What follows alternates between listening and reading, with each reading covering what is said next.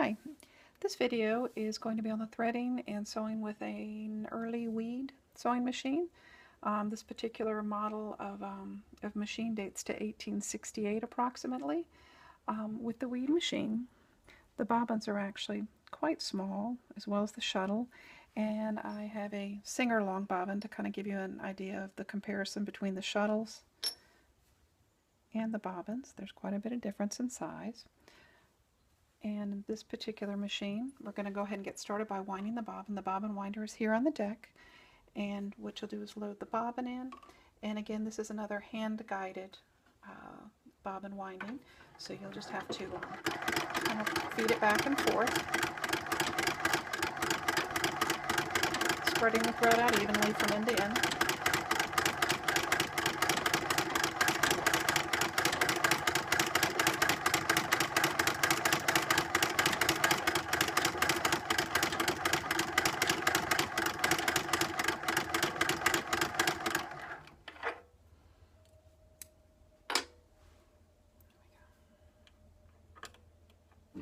And then disengage the bobbin winder.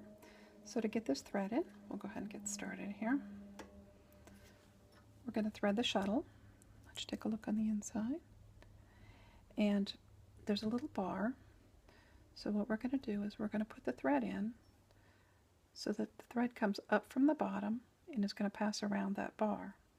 So it'll seat in these little springs on each end. And once it's seated, they made a little hole on the outside of the shuttle so that you can feed the thread out underneath the bar.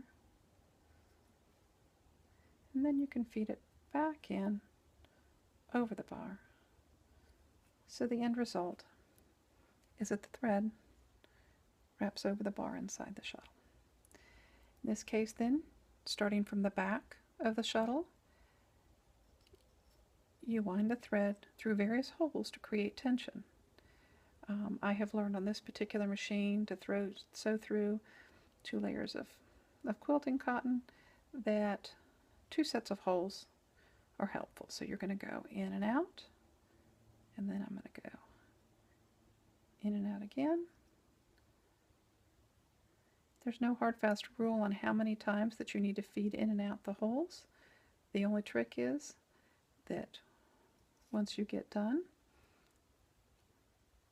and the thread is on the inside of the shuttle, you need to feed it out through the curved slot or the arc there on the outside of the shuttle, resulting in the thread there.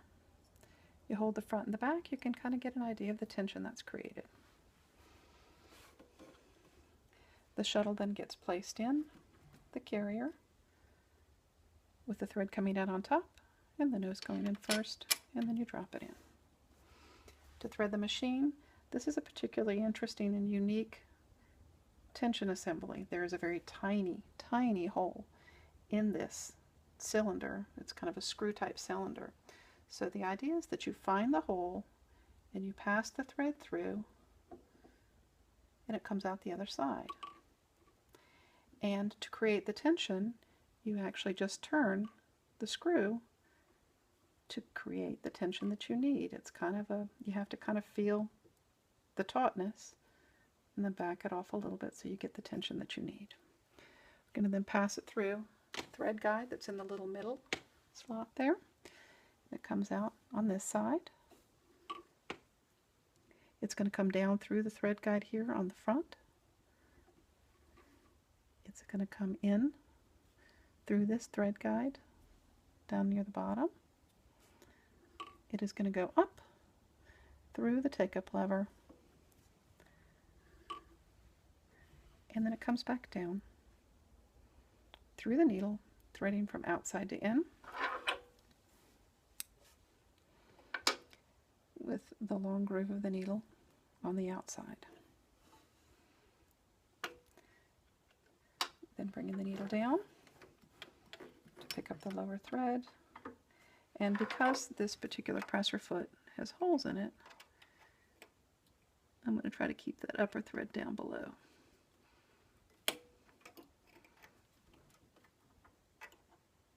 Otherwise I have to thread it through the foot.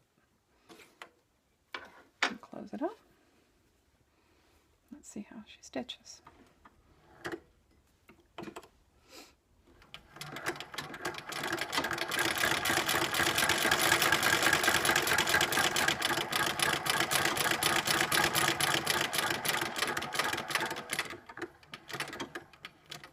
Quite nicely.